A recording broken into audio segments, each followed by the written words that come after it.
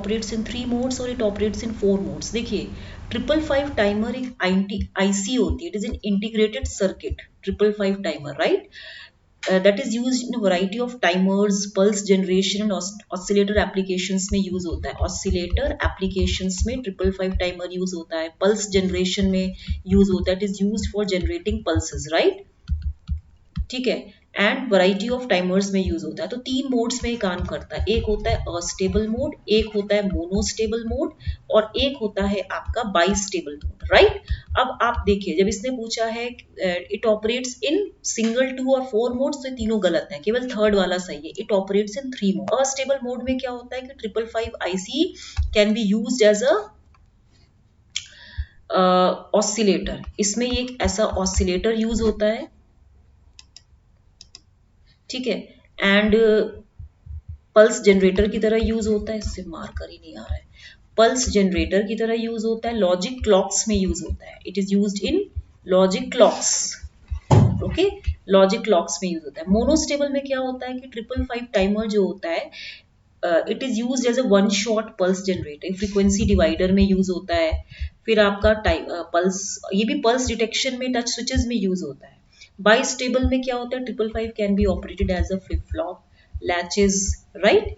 इन सब में यूज होता है। अगर मैं 555 टाइमर का डायग्राम बनाऊं, पिन डायग्राम बनाऊं, तो इसका 555 टाइमर का जो ये पिन्स हैं इसमें 1 2 3 4, देन यू हैव 5 6 7 8। तो इसमें देखो एक होता है ग्राउंड, एक होता है ट्रिगर, एक होता है आउटपुट, एक होता है रीसेट, यहाँ पे होता है कंट्रोल वोल्टेज, रिमेंबर इट, यहाँ थ्रेशहोल्ड होता है, यहाँ डिस्चार्ज होता है और यहाँ प्लस वीसीसी होता है, डिस्चार्ज। तो ये 555 टाइमर का पिन डायग्राम है, राइट?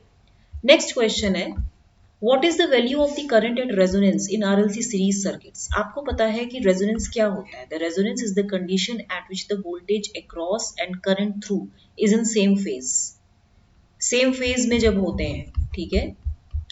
तो यहाँ पे आरएलसी सीरीज सर्किट में क्या होता है कि एट रेजोनेंस जो इम्पीडेंस होता है ये आपका प्योरली रेजिस्टिव होता है, it is equal to r, it is the minimum impedance condition, इसीलिए क्योंकि ये मिनिमम इम्पीडेंस कंडीशन होती है सीरीज में, तो इसमें करंट मैक्सिमम होती है। लेकिन जब हम पैरेलल आरएलसी सर्किट की बात करते हैं तो इसमें उल्टा होता है, इसमें क्या होता है कि जो इम्पीडेंस होता है ये प्योरली रेजिस्टिव होता है, लेकिन ये मैक्सिमम इम्पीडेंस कंडीशन होता है, इसमें मैक्सिमम इम्पीडेंस होता है that is equal to r, और मिनिमम करंट फ्लो करती है, minimum current flows through it, ठीक है। तो जो हम सीरीज रेजोनेंस होते हैं इसको एक्सेप्टर सर्किट बोलते हैं, और जो पैरेलल रेजोनेंस सर्किट होता है इसको हम रिजेक्टर सर्किट बोलते हैं। तो the value of current at resonance in RLC series circuit is maximum. तो आपका आंसर क्या आएगा? First option. नेक्स्ट क्वेश्चन है, the ratio of IC by IE is known as alpha. Alpha is known as IC by IE, right? Beta किसको बोलते हैं? IC bye IB इसको बोलते हैं, ठीक है। एंड गामा किसको बोलते हैं? आईई बाय आई बी, राइट? ये होता है, तो ये आपको मालूम होना चाहिए। और गामा इज इक्वल टू क्या होता है? बीटा प्लस 1 होता है, ठीक है। इसकी वैल्यू लेस देन 1 होती है। नेक्स्ट क्वेश्चन है, what is the nature of current in a diode? तो बहुत बार है, nature of current in a diode, what is the nature of current? देखिए नेचर ऑफ करंट जो होता है डायोड का कैसा होता है? बाइपोलर होता है। अब बाइपोलर डिवाइस क्या होता है? द कंडक्शन ऑफ करंट, जिसमें जो करंट का कंडक्शन होता है, the conduction of current is due to both electrons and holes, दोनों की तरफ से होता है। एंड लाइक डायोड्स हो गया आपका, या आपका बीजेटी हो गया, एक्सेट्रा। डायोड में क्या होता है? There is a flow of, in a diode there is a flow of majority carriers, there is a flow of majority carriers. Majority carriers का फ्लो होता है due to applied forward potential, due to applied forward potential, जिसको हम drift current बोलते हैं। एक तो drift current होती है। And the flow of minority carriers, एक तो मेजॉरिटी कैरियर्स की वजह से due to applied forward voltage current, drift current flow करती है। दूसरा क्या होता है कि due flow of minority carriers की वजह से, फ्लो ऑफ माइनॉरिटी कैरियर्स की वजह से, due to gradient, due to gradient of charge concentration, due to gradient of charge concentration across the length of the due to gradient of charge concentration across the length of diode, जिसको हम diffusion current बोलते हैं। तो दो तरह की currents flow करती हैं, diffusion and drift current. Drift is due to the majority of charge carriers due to applied forward potential, and minority carriers की वजह से due to the gradient of charge diffusion current in the direction opposite to drift current होता है। इसलिए diode को हम generally bipolar device बोलते हैं। तो जो नेचर ऑफ करंट होता है डायोड में वो बाईपोलर होता है। ठीक है, तो यहाँ पे ये ऑप्शन सही है। नेक्स्ट क्वेश्चन है, which of the following carriers cause current in a semiconductor. ये तो पता ही है, इलेक्ट्रॉन्स एंड होल्स की वजह से होता है। कॉज देखिए, टोटल करंट किसी भी इंट्रिंसिक सेमीकंडक्टर में, अगर आपका एक प्योर सेमीकंडक्टर है तो किसी भी इंट्रिंसिक सेमीकंडक्टर में जो टोटल करंट फ्लो करती है, total current, it is the sum of the hole and plus electron current, right. And the cause of electrical conduction in semiconductor ये होता है movement of holes in valence band की वजह से होता है, and movement of electrons in conduction band की वजह से होता है। ठीक है, जो कोई भी इलेक्ट्रिकल कंडक्शन जो भी आपका हो रहा है, कोई भी इलेक्ट्रिकल कंडक्शन जो होता है किसी भी सेमीकंडक्टर में, it is due to movement of holes in valence band and the movement of electrons in conduction band. Okay, so whenever the electric field is applied, electrons will start moving in the conduction band. जैसे ये आपका valence energy band diagram है, तो ये valence band है, ये conduction band है।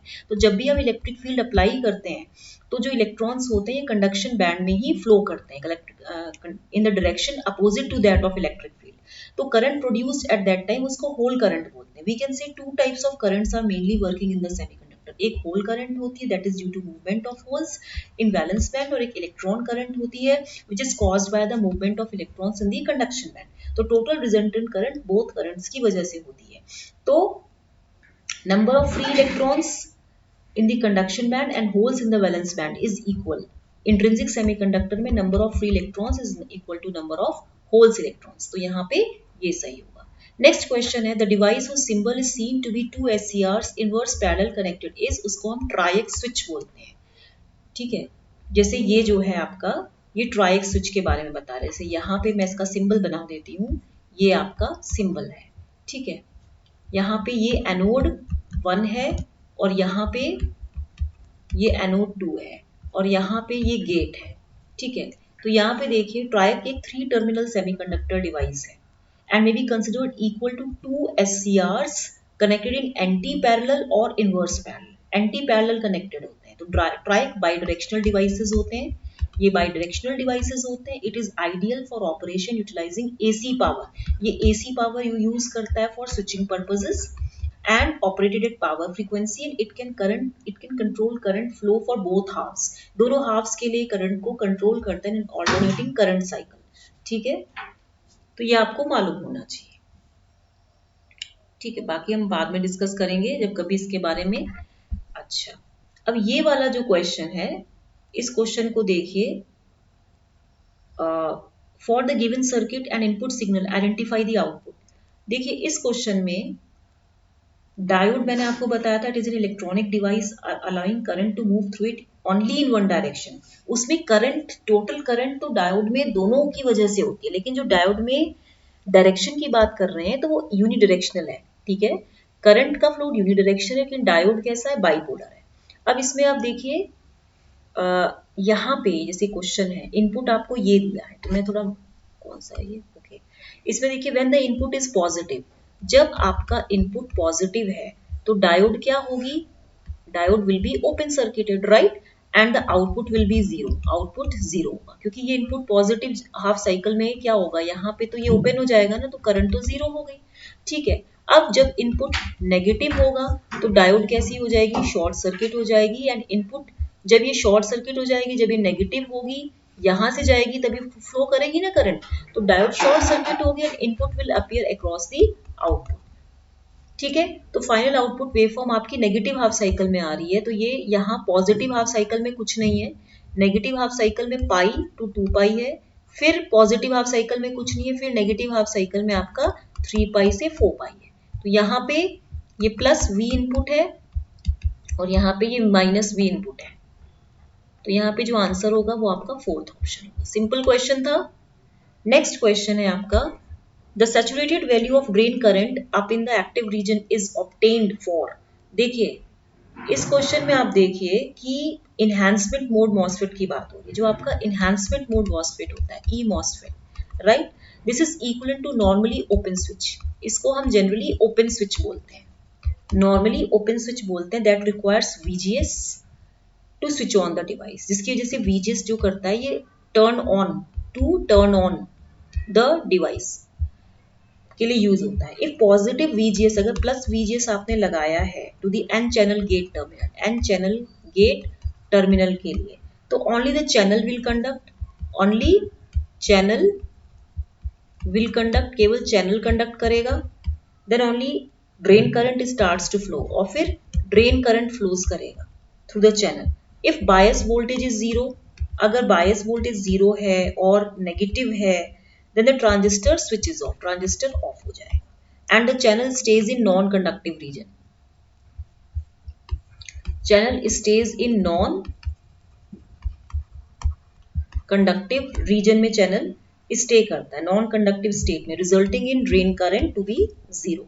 तो VI कैरेक्टरिस्टिक जो n चैनल MOSFET का होता है, अगर आप देखें जो n चैनल MOSFET होता है, इसका जो VI कैरेक्टरिस्टिक होता है वो क्या होगा, वो कैसे होगा, ये VGS है, ये ID है, ठीक है। यहाँ पे कुछ डिस्टेंस पे जाके यहाँ पे ये ऐसे ग्राफ आता है, तो ये जो पॉइंट है ये 2 है, इसको हम बोलेंगे थ्रेशोल्ड वोल्टेज, राइट। तो इनहैंसमेंट टाइप मॉसफेट इसको हम बोलेंगे, इनहैंसमेंट टाइप मॉसफेट। तो VT is the threshold voltage of the MOSFET, it is the minimum voltage. ये जो VT होता है ये मिनिमम वोल्टेज होता है, it is the minimum voltage that to be applied for a conducting channel. किसी भी चैनल को बनाने के लिए मिनिमम वोल्टेज हमें चाहिए, so minimum voltage to be applied for a conducting channel to form, okay. तो for a zero input voltage VGS, drain current zero होगी। तो saturated value of drain current up in the active region is obtain for VGS equal to zero, right.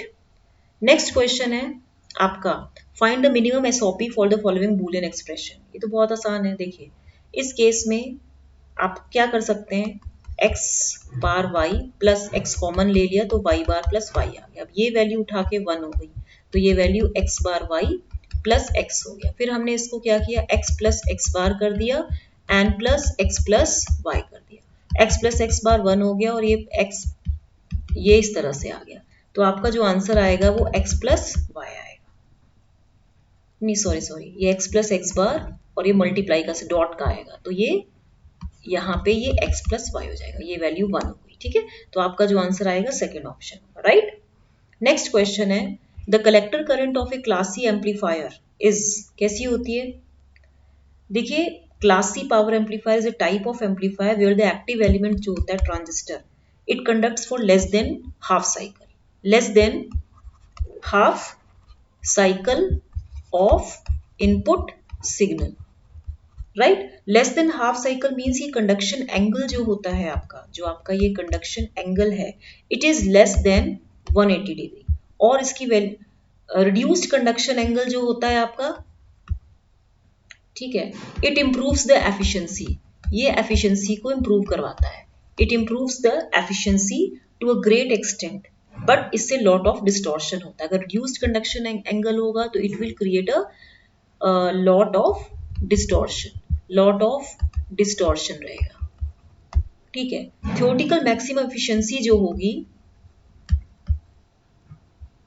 ये 90% होगी, ठीक है। तो class C amplifier में efficiency and distortion दोनों maximum होगा। तो क्लास सी एम्पलीफायर में क्या होता है कि जो एफिशिएंसी होती है एंड डिस्टॉर्शन होता है दोनों मैक्सिमम होता है। तो यहाँ पे जो वो बोल रहा है कि कलेक्टर करंट जो होता है ये हाफ साइन वेव होता है, ठीक है।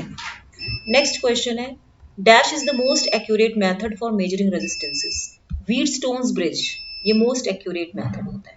व्हीटस्टोन ब्रिज क्या होता है, it is a special arrangement of 4 resistance. जैसे आपने यहाँ पे ये किया,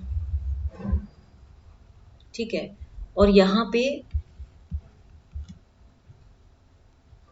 P Q R और यहाँ पे S है, ठीक है, A B और यहाँ पे C और D हो गया। अब यहाँ पे ये आपका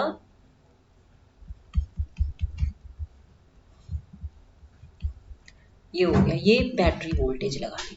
A Wheatstone bridge is used to calculate the unknown resistance। ये unknown resistance को पहले तो कैलकुलेट करता है। If the Wheatstone bridge is balanced, there will be no current flowing through the galvanometer। ये galvanometer है। अगर Wheatstone bridge आपका balanced होगा तो no current will flow through galvanometer। तो it is used to measure the resistance with the help of a comparison method। तो it will work on the principle of null detection। ये null detection principle पे काम करता है, null detection principle पे काम करता है। That means P by R is equal to Q by S। That means cross multiplication करेंगे तो PS is equal to Q times of R, right. तो यहाँ तक मैंने आपको क्वेश्चंस करा दिए हैं। अगर आपको मेरा पढ़ाने का ढंग अच्छा लगा हो तो इसको लाइक शेयर सब्सक्राइब करना मत भूलिएगा। Okay, thank you very much. अरे ये थोड़ा सा इसको बंद करने में आजकल टाइम लग रहा है, पता नहीं क्यों, रुकिए इसको बंद करते हैं। Thank you.